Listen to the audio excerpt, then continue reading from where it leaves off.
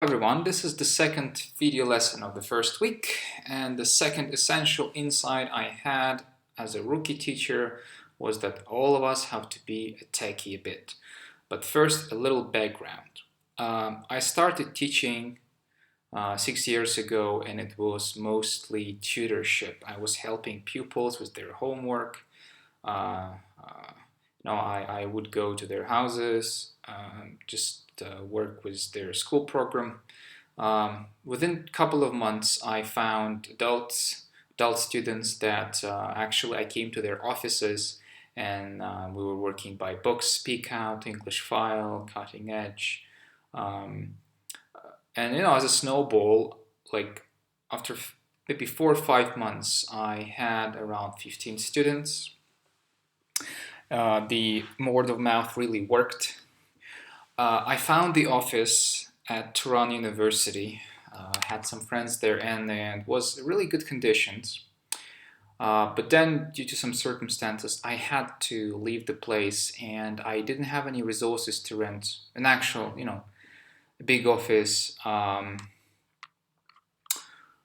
So I asked all of my students, let's try online. Half of them refused, but half of them stayed. I mean, they tried and they stayed. And I had so many technical troubles back then, even though I have never been what you call a lammer. I don't know.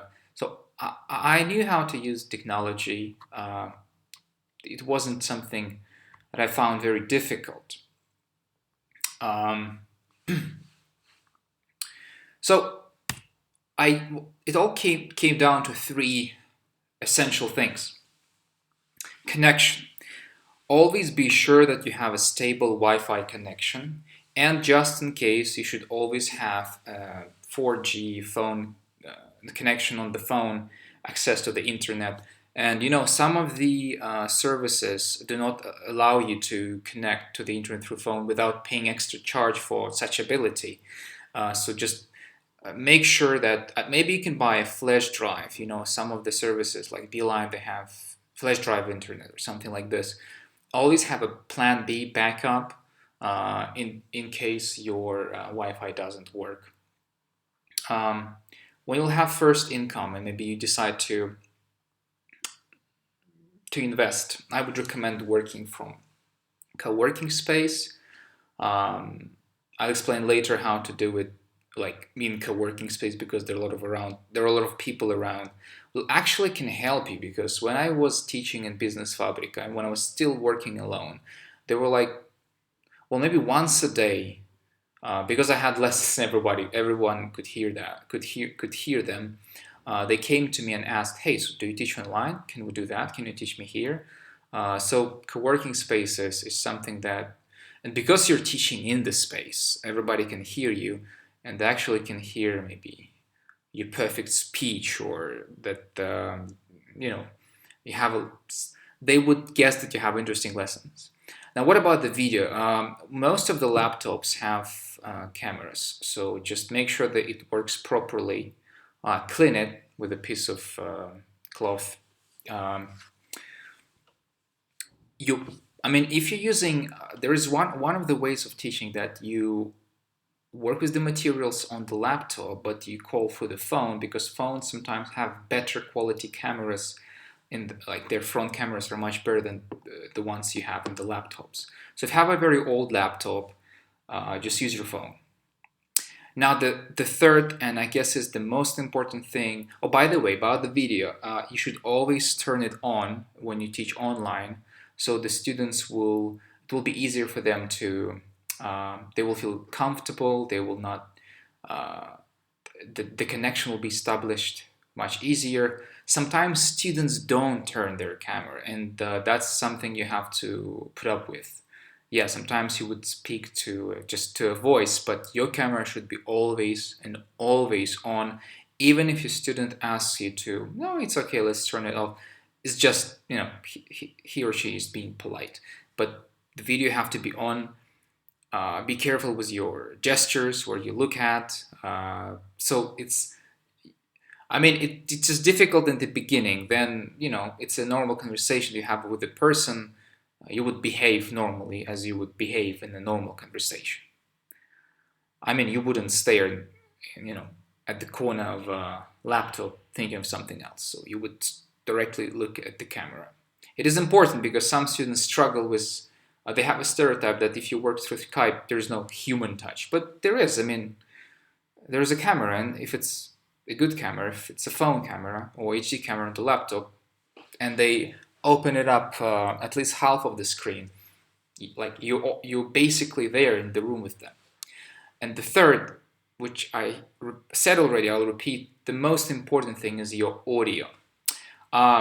Currently I'm using, let me check, the model which is called MDR XB95 OB1 by Sony. This is a wireless headset with a good mic. It's actually, you can set that, it is said that the voice is only heard very well and the noise around is kind of diminished.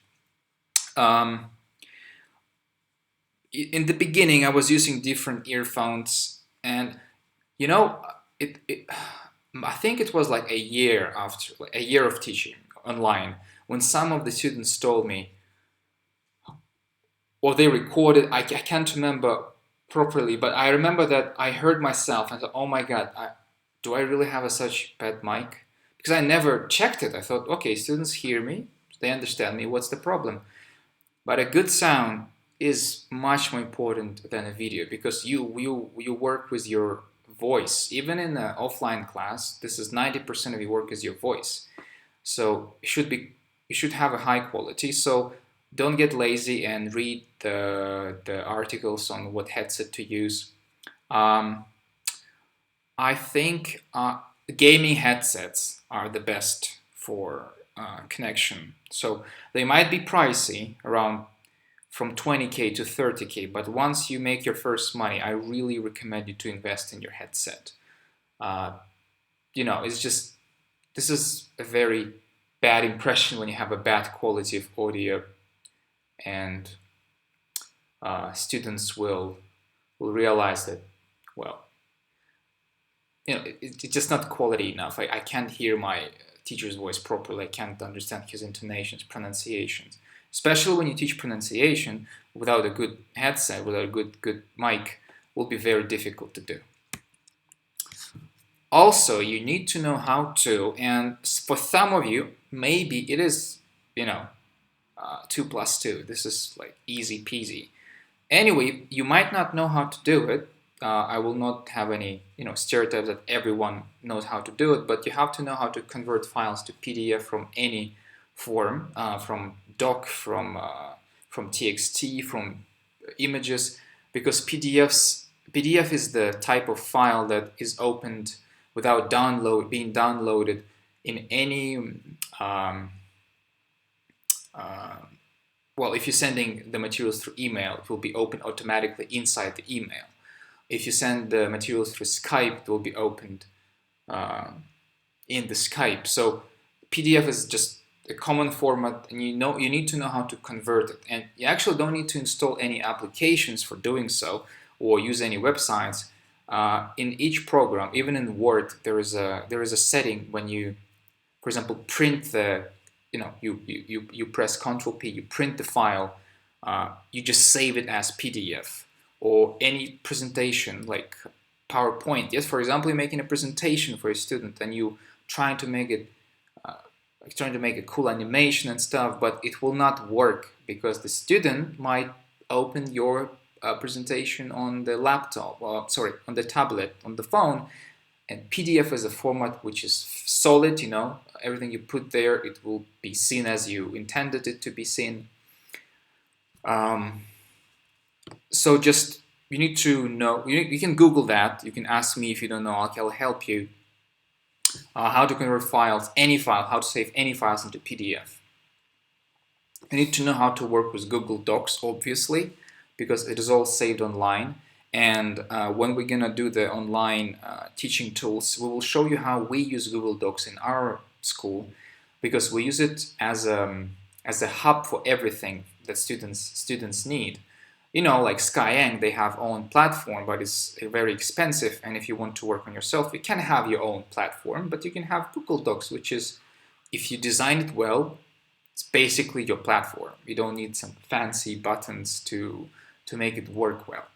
You need to know how to use different video calling services such as Skype, Hangouts, FaceTime, WhatsApp calls, Telegram calls. You should be if something goes wrong, you should be able to switch very fast and explain to students how to do it also. Very crucial, and I noticed that not all teachers can do that. You need to speak and type simultaneously. Why? Because in the class you can speak and write something on the board, it's not so difficult. But for some not teachers, but just for some people, might be difficult to speak on the Skype and type something simultaneously in the chat when chat is used as a whiteboard, sort of a whiteboard. We can write new words there, formulas for tenses, some explanations, and so on and so on. So, when the student has a speaking task and you're listening to him and you're supporting him with some questions, at the same time you might be typing new words that he didn't use properly simultaneously in the chat. And the last one, you have to use Google Classroom. It's one of the best free options for managing classes. Really, I think it's the best free option, because there are a lot of services that you have to pay for, but especially in the beginning when you can have 5-6 students, there's no need to use non-free service. And Google Classroom is used by us in school, where we work with 14 corporate clients. We have around 250 students now, and it's more than enough for us to use it as a class management system. How to use Google Classroom will be taught during the course. You already see how it works. You'll see more what it has and what you can do there. Now, there are a lot of different applications and websites whiteboard websites that you can use in your online lessons, and we will talk about them in the second week in the couple of video lessons where I will show you on my desktop how to use them. I'll show you on my phone how to use them, and you will actually try using them in your first demo lessons. That's all for today. If you have any questions, please write to me in Telegram. And the task for this video lesson will be to learn how to do all of these things. Convert files to PDF, work with Google Docs, use different calling services, etc., etc. Well, you can't learn how to speak and type simultaneously in a couple of days, but everything else can be practiced through just trying. There's no need to pass anything to this task, but still there's going to be an extra task, so check the instructions. Thank you for your time. Goodbye.